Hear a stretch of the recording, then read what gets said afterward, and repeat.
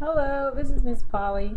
I was coming to talk to you guys today about being polyandry.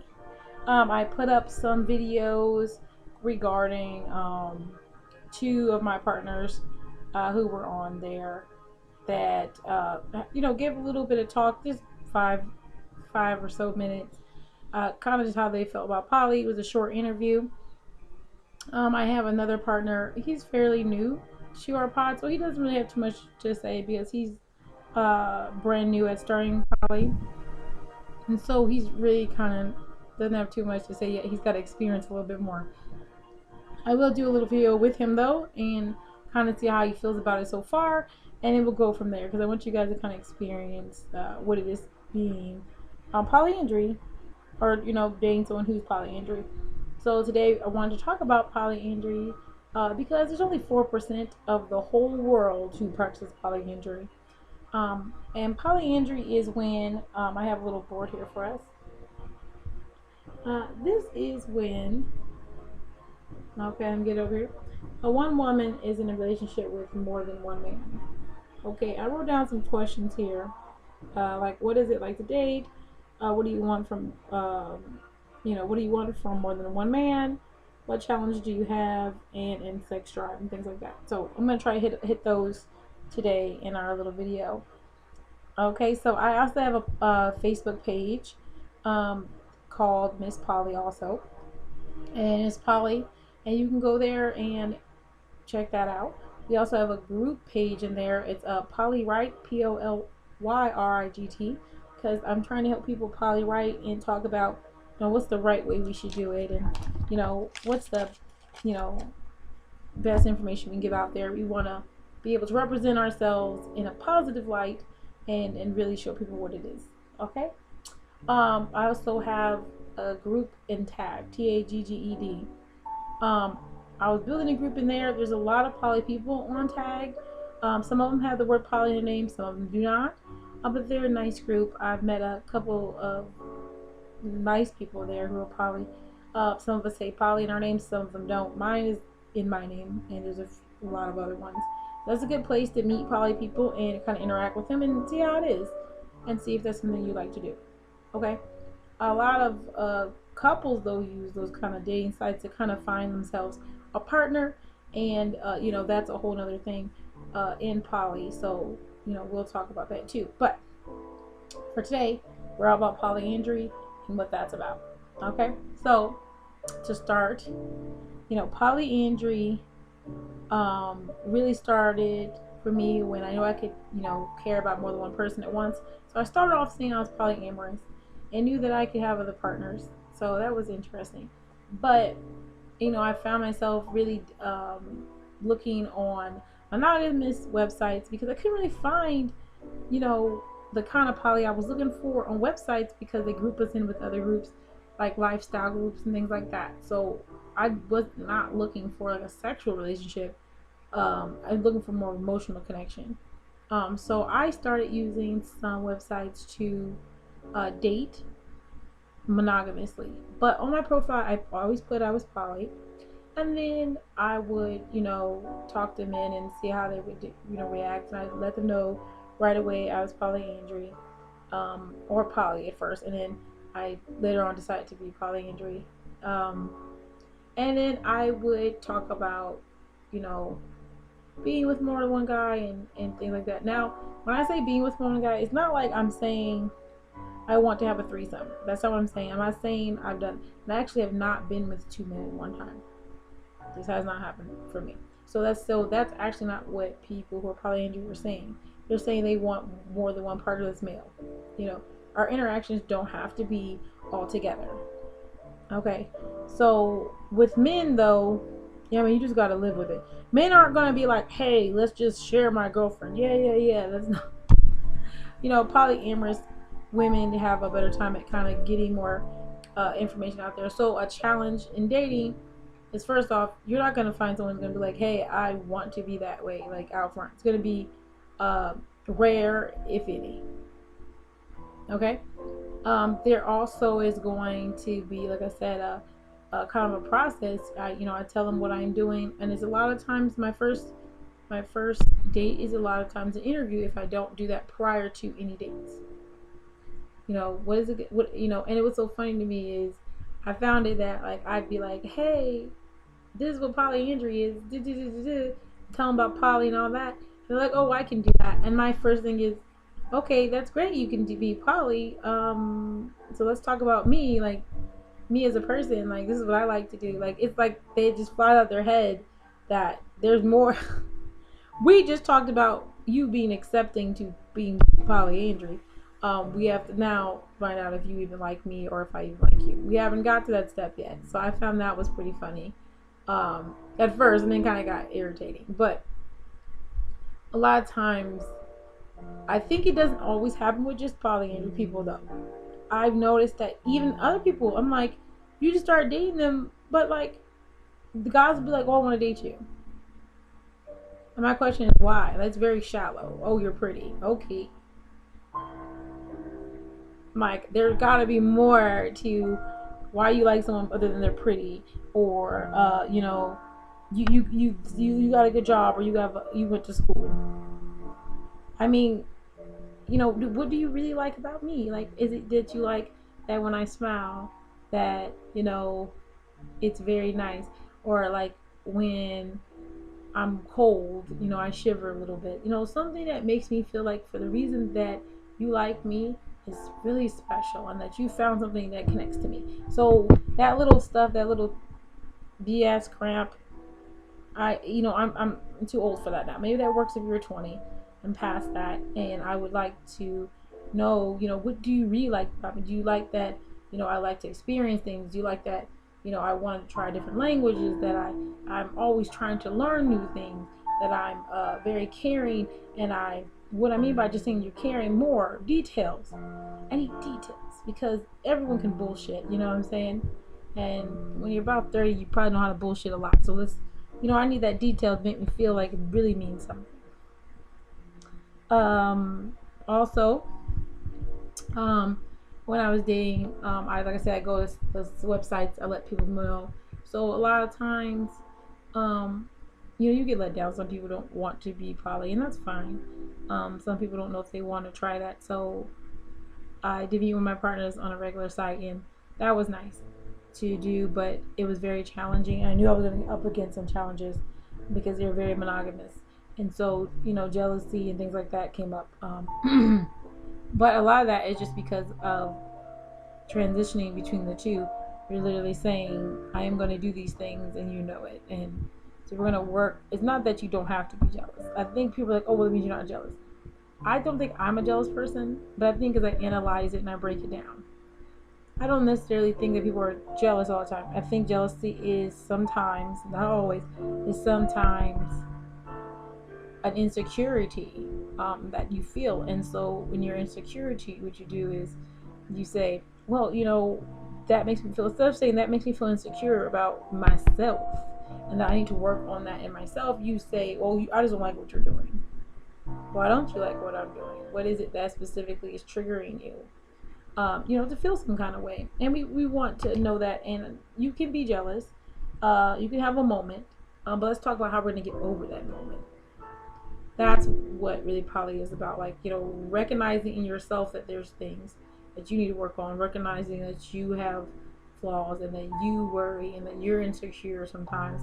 And we want to work on becoming very secure people within our relationships. So that's one thing. Okay, so as a dating, those are challenges, especially with monogamous people. So what do you want? What do you want from more than one man? I'm not. Now, a lot of women, they say a lot of women date for money purposes or for security financially. And that is true. But me, myself, I think a lot of women are starting to grow into this. And that's what men are seeing, and they don't know what to do with this new transition. Women are really wanting to be able to do things on their own and stand on their own. And when men are offering these things, yeah, it's nice to take those things for whatever reason that you think you need them. But I like to feel secure within myself financially, and that I can do these things on my own. Building yourself up as a person first, and then seeing that you build yourself up as your person first, and then we come together to make a wonderful whole group and to do some things wonderful. Because me not being able to stand on my own is actually a flaw. And think about it, you're only strong as your weakest link. As your weakest link can't function without you, then you're in a really not in a good place. So you want to be able to build each other up and get to that place if you haven't already gotten to that place already. So for me, financially, it's not what I want from men. I would like a good.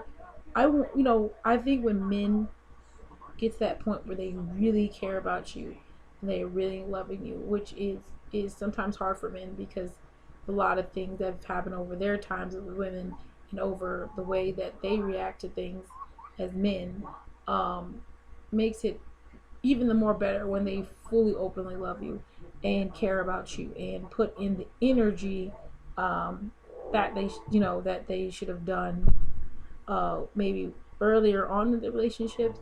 And what I mean by that is, I'll give you my little thing on that. Society has built a lot of re- behaviors in people. Okay, so men have been told their lives they're supposed to be, the breadwinner. They're supposed to do this and this, and that, um, they're supposed to be hard. They're supposed to be strong, and a lot of men also, I think, throughout this process, been also told that you have to lie to women. You have to tell them certain things so that they will stay happy. So even when it's not true, if you don't say that, your reaction from the woman's going to be negative. And if you don't want that negative reaction, you have to give them this little lie that's just white and it doesn't matter, right? And then women also, we're the other side too, that been shown through society over time, and how we're supposed to position is that we're supposed to react a certain way. Our responses are supposed to be a certain way to the behaviors that the men give. If a man does this, then we're supposed to react this way. And so what would you do if you really care about someone and you messed up? Well, as a man, you're going to be like, oh, well, let me hide this some way. Because if I tell them, it's just going to make it worse. And I'd rather them be happy and know a lie than them to break up with me and leave me, because, Lord, that's horrible.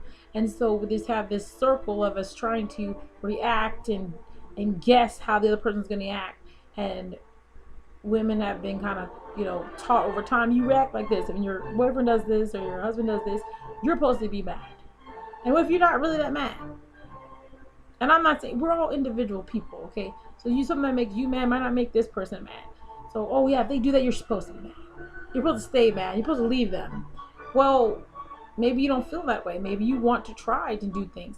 And so these, societal things that we're supposed to think that are right, we kind of go in a circle with that. They're lying. They're lying because they don't want you to know, because they don't want you to react, and you're reacting a certain way because you were told you're supposed to react that way to what they're supposed to say. So now you're mad because they lied, and if they lied, then you're supposed to react this way, and it kind of just goes in this horrible circle, and we don't keep it together. I think that when we break something, we should try to fix it. Or when you see that someone else messed up and they're broken or they did it incorrectly, instead of going in hard and harshing them, find out the real deep reason why this has happened. Find out if we can fix it. Hey, when you do that, you need to react different.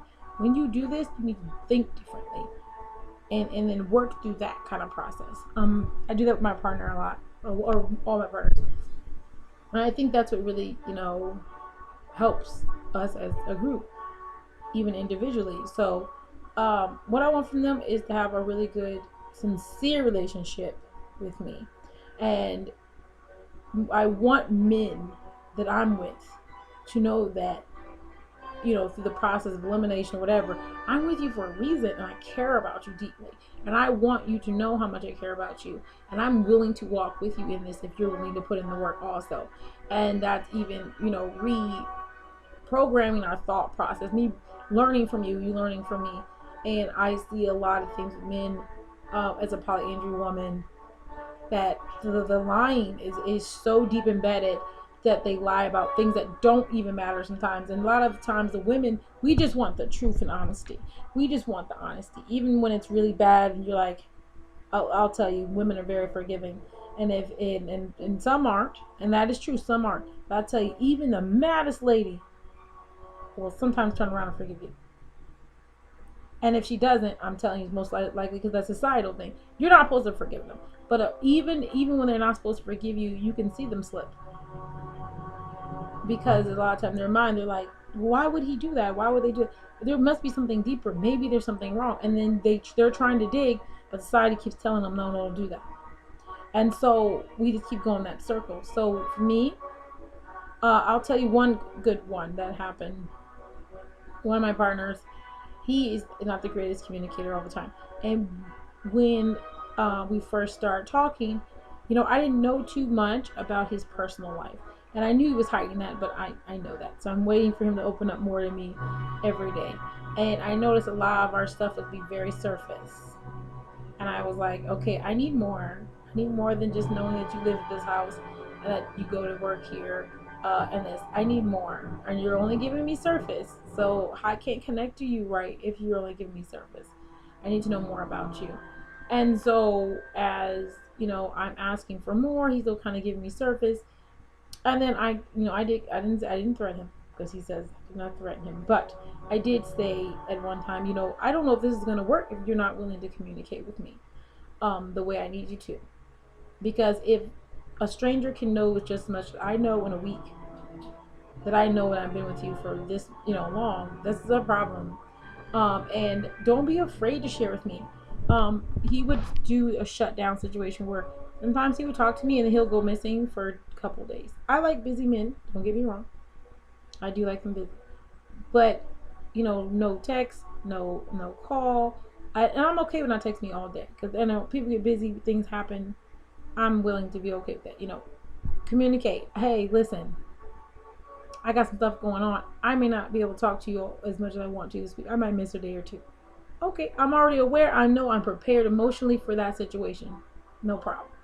He wasn't doing that. He would just not talk to me. And I said, well, what's going on? And he did tell me some things that were going on with him. And he's like, I don't really want to share those things with you because I don't think you're emotionally responsible for, the dramas going on in my life.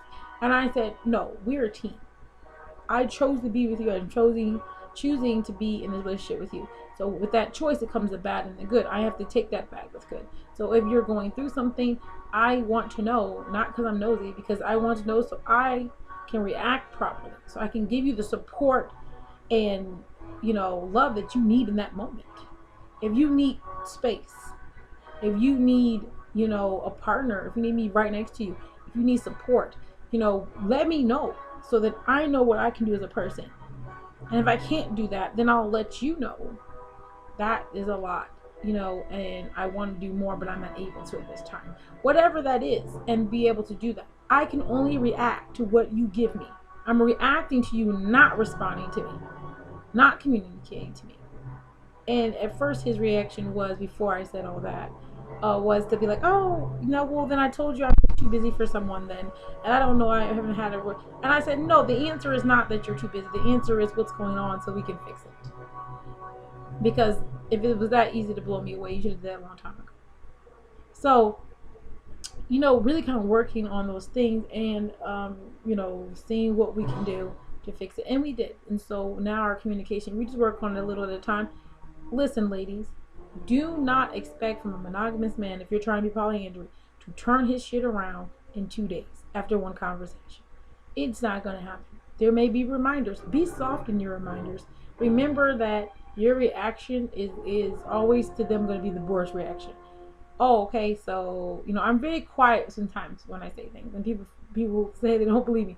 So when I told him about the problem, and then he kind of remedied it for a week. And then he kind of started doing it again. And I just said, okay, so you're doing that not talking thing again. And I'm just reminding you. I'm not being I'm kind of being smart, but I'm reminding you. And I'm not trying to say it's a deal breaker. I'm saying, hey, listen, you're starting again. That was an issue. So we wanted to fix that. You don't let shit just keep going on and on and on. That's how you get the outburst. Okay? So what I want from a man is that have the really work on that foundation. And since, like I said, society's kind of taught us to do this big circle thing, we really want to get back to working on, even myself and them, working on, like that love you had when you first openly loved someone for your first love. It was very deep.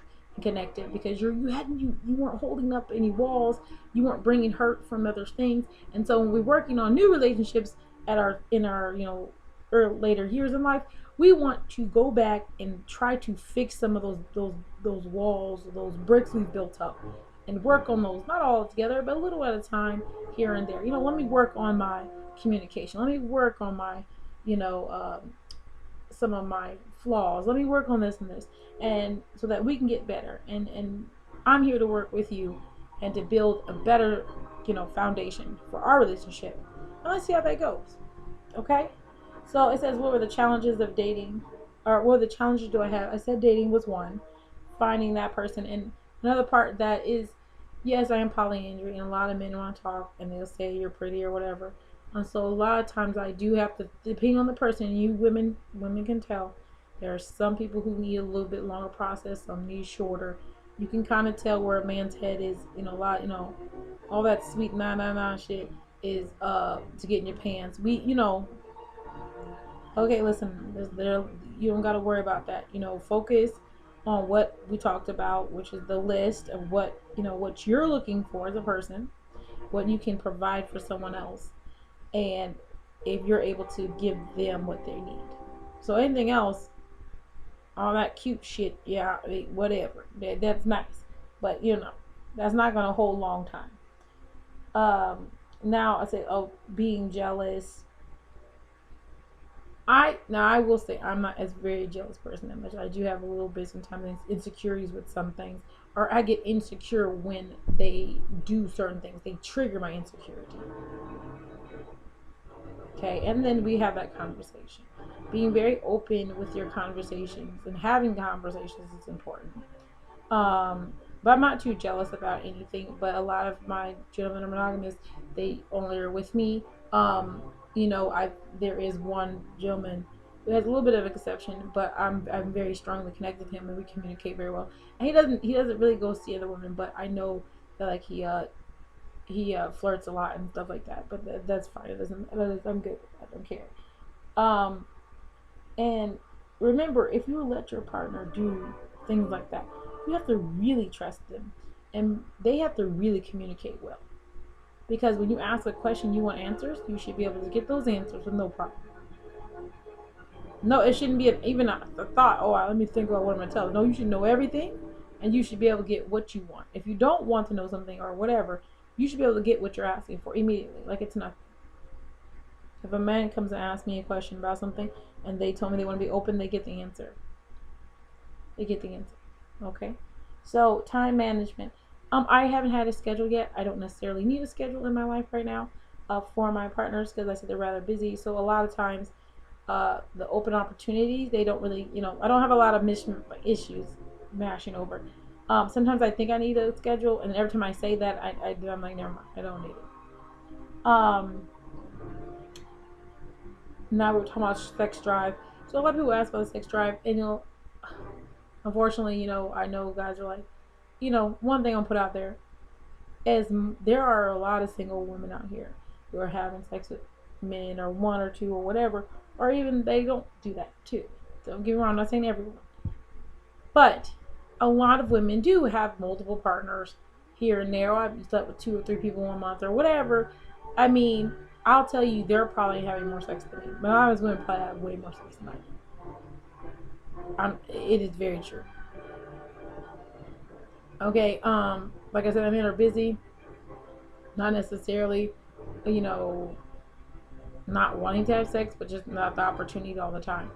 So if you have a high sex drive, there's a lot of women who put on that little show at first, and what I'm talking about, when they start dating you, and they say, oh yeah, it's fun because the sexual attraction, and you're having sex every day, and then they go start bringing it back to what their normal sex drive is. And a lot of them want to have sex maybe once, twice a week, or maybe once every 1 week and a half. That's their normal thing, and there's not everyone has a really high sex drive. So it doesn't mean that if you're poly, you have a high sex drive. There's people who are poly who don't have a high sex drive. It's fine, okay? So the people who have high sex drives, and if those people want to have sex more, they can. But I've gone 2 3 weeks not had really any sex, had no sex at all. It happens. It really does. If if it's a really busy time. If it's something where you want to be engaged in that more sex, you have those options there available to you. And you can kind of do what you want. But yeah, sex drive really matters when I think they think it matters. Men think it matters. I'm gonna tell you. I mean, maybe because I have a high sex drive. They're not. None of them are on the same level as me. Okay, so all that talk. They so busy. They go to work. Look at this. A lot of men go to work and all that, and they so busy. Most of them ain't having sex every day. So they're used to not having sex every day anyway. So it's the same thing. I just have more than one. So my sex, I might have sex more than in the week, but not necessarily. Because then if a man who I have sex with, who only has sex with me like once every 2 weeks, well, I'm not having sex as much as a person who does. You know what I'm saying? So I haven't really had an issue with that. I'm sure they're very satisfied. They haven't had like where they're like, oh, well, she's not into it today. I've never said that. Because it doesn't. Like I said, it's not happening the way people I think in their mind, like, oh, she's just having sex all the time. Then, no, I'm not. So it's kind of like it is what it is. But I know there are men who like to have sex every day, and I've heard that. I've heard this. Yeah, at first, or even once a day. Okay, there's people out here trying to have sex like 5 times a day. They are out there. And if you're a woman and you think that some of these men are like that, that's the men who are out here. You like, oh, how is he cheating? He didn't have his girlfriend. Oh, we were still having sex. Our sex life was fine. Yeah, because his sex drive is over the top. I'm not saying sex addict high. I'm saying his sex drive is higher, so he doesn't have a problem juggling 2 women or 3 because his sex drive is high. He can have sex like 3 times a day with no problem, and maybe you can't. Now, do I think sex drive makes a difference in your relationship? Some people say it really matters to them. I don't necessarily. I've been with people who, most of the time, because I'm a woman, it's looked down upon to have a sex drive very high because men think you're cheating. Like, well, if her sex drive is so high, then if I can't give it to her that way, she's cheating. So, quietly, what you do is you just don't have sex that much. Or you just have it when they want to have it. So you're not really fitting your needs. You're fitting your needs around them. And so I've done that plenty of times. And so it's to me, I manage it. If I don't, if I don't have a lot of sex, I'm just like whatever. Like I just know is what it is. Self-control, if that is the case. But some men, like I said, they like it a lot, and their partner doesn't want it, and they have to just manage those skills. And they're told not to look at porn. They're told not to do that. And those guys get all wrapped up because you're telling them that the sex they want from you. Oh, well, why you want to have sex like that? It's all you want to have sex all the time. Probably no. They just are just horny. You can tell someone not to be turned on, especially if they're really attracted to you. You're like, I'm really attracted to you, but you're telling me not to want to have sex with you. And my sex drives me. If that is going to be a problem, you should really, that's why I said, really find out about your partner if that's going to be a problem. I like to have sex a lot, and I really enjoy you, but you can't give me what I want. The list. So you see? So those are like things you should really talk about prior to really getting with someone in a committed relationship. And seeing if they match up. And then, if you can manage not having a lot of sex, or you can't, know if that's a deal breaker for you. So, yes. So that's kind of my little spiel about being polyandry. If more people have questions, I can come back and kind of get those. These are the questions that I've been asked over like the last week or two.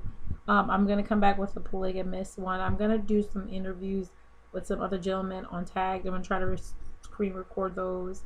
But I just want to give you this information on polyandry. And share with you guys, some experiences I had, and just give that information out to everyone. Thank you for taking the time and watching. Thanks for subscribing. That's awesome if you did. And if you are still watching, having a good time with me. Okay, you guys have a good day. Bye.